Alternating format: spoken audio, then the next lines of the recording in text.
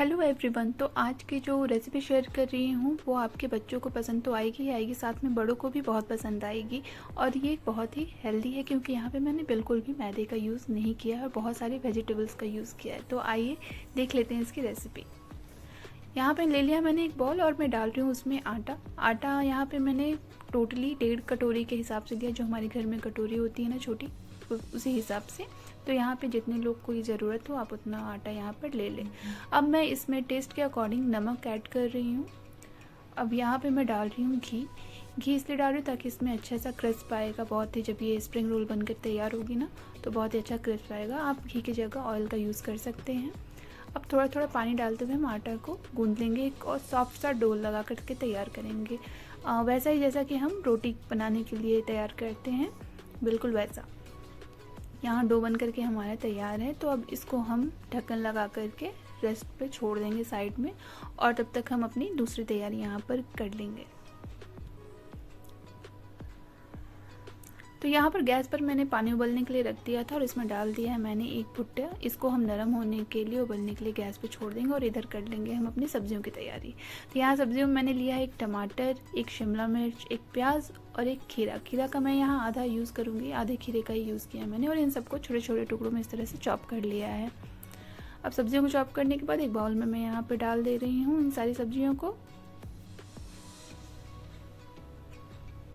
सब्जियों को इधर डाल देने के बाद मैंने यहाँ पे पत्ते गोभी की 2 लीव्स लेके रखी हैं। अब इसको हम अच्छे से वॉश करके इसके जो पीछे की हार्ड पार्ट होती है इसको चाकू से मैं इस तरह से अलग कर लूँगी।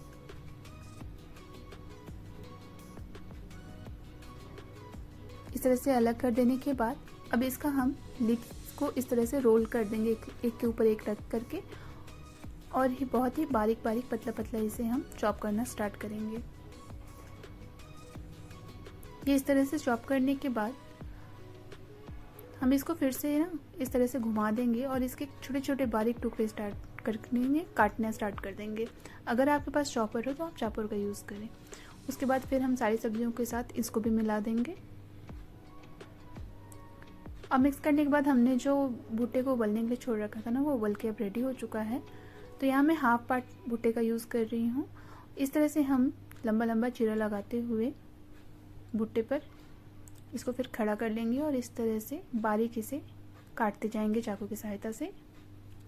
सारे भुट्टे को काट लेने के बाद उन्हें भी हम बाकी के सब्जियों में मिक्स कर लेंगे। अब यहाँ पे मैं पनीर ग्रेट कर रही हूँ।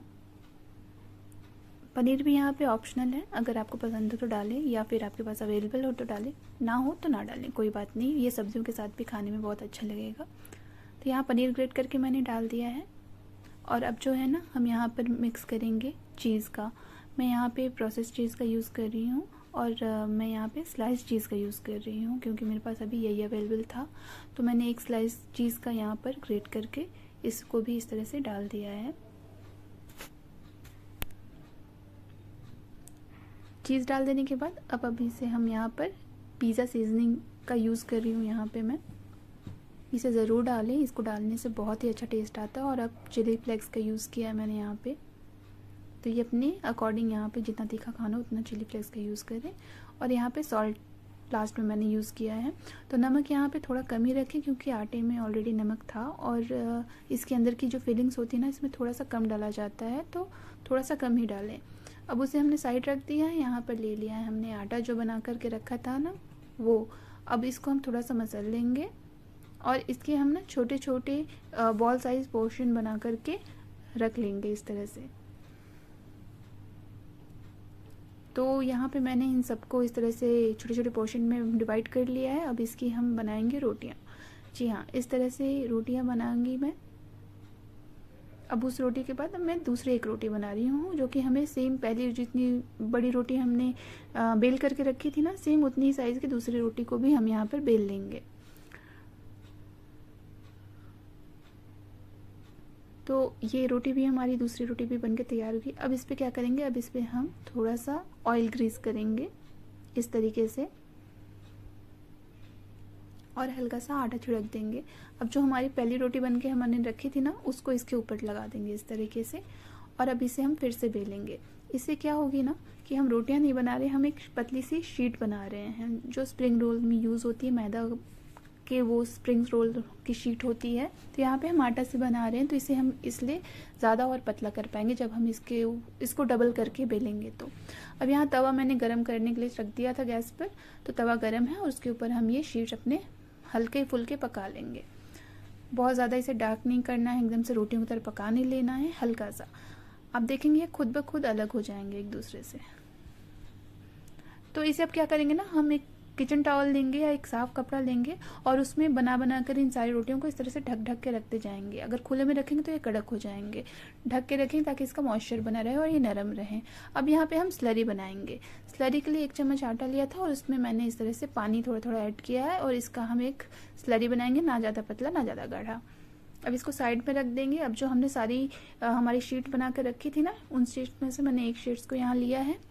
अब एक उस शीट में मैंने इस तरह से हमारी कटी हुई बना करके रखी जो फिलिंग्स थी ना, अब उसको हम भरेंगे। यहाँ पर फिलिंग्स थोड़ी अच्छी मात्रा में इसमें हम डालेंगे ताकि खाने में ये हमें रोटी रोटी वाली फीलिंग ना दे। तो इस तरह से हम इसे यहाँ पर रखेंगे और ऊपर से इस तरह से हल्का सा फोल्ड करेंगे और साइड साइड में हम स्लरी लगाएंगे। तो स्लरी हमें दोनों साइड लगा लेनी है। तो साइड में लगाने के बाद इस तरीके से हम उसे ऊपर से मोड़ देंगे, फिर दूसरे साइड भी हमें सेम प्रोसेस करना है। अब जो नीचे की साइड बची है उधर भी हम स्लरी को इस तरह से लगा लेंगे और धीरे धीरे रोल करते हुए इसे इस तरह से हम मोड़ देंगे। स्लरी जो है वो इसको लॉक करने का काम करता है, जिससे हमारी जो स्प्रिंग रोल है वो खुलेगी नहीं। तो अब हम क्या करेंगे, इस तरह से सारे रोल्स मैंने बना लिए और इसको एक पैन में मैंने तेल डाला था। इसे मैं शैलो फ्राई बोल लीजिए, शैलो फ्राई ही कर रही हूँ। तो इस तरीके से आप इसे कर लीजिए। आप इसे डीप फ्राई भी कर सकते हैं, पर डीप फ्राई में खुलने का थोड़ा सा टेंशन रहेगा क्योंकि ये मैदे का नहीं बना है। तो मैं सजेस्ट करूँगी इसे आप शैलो फ्राई ही करें।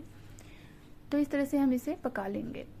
इसे पकाना बहुत इजी है, झट से पक जाती है और थोड़ा इसे क्रिस्प होने तक इसे पकाएं, हल्का लाल हो जाए तो ये खाने में ज़्यादा अच्छा लगेगा। इस तरह से इसे उलटते पलटते हुए हम सारे साइड से पका लेंगे।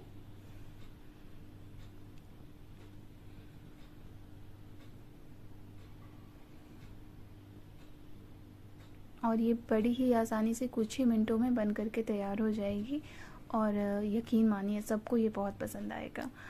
तो इस तरह से मैं उलटते पलटते इसे अच्छे से मैंने पका लिया और अब यहाँ पे मैंने एक छलनी ली है, उसमें मैं इसे डाल रही हूँ ताकि जो एक्सेस ऑयल है वो निकल जाए। इस तरह से मैंने करके सारे हमारे जो स्प्रिंग रोल्स थे उनको मैंने निकाल लिया है। अब इसे आइए करते हैं सर्व। इस तरह से मैंने इसे प्लेट में रख लिया है, पर अब मैं इन्हें 20 से डिवाइड करूँगी इस तरीके से। आइए देखिए ये कितना यमी और टेस्टी लग रहा है और ये सच में बहुत ही टेस्टी बनी है। और इसके ऊपर अब मैं ना केचप डाल रही हूँ।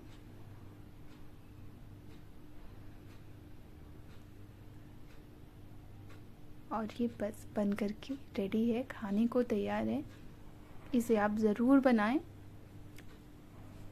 आटे में बनी है, बहुत सारी सब्जियां हैं, तो ये बहुत ही हेल्दी बनी है। एक बार बना के ज़रूर ट्राई करें। और आपके पास अगर एयर फ्रायर हो तो आप इसे एयर फ्रायर में भी बना सकते हो विदाउट ऑयल, तो ये और भी ज़्यादा हेल्दी हो जाएंगी।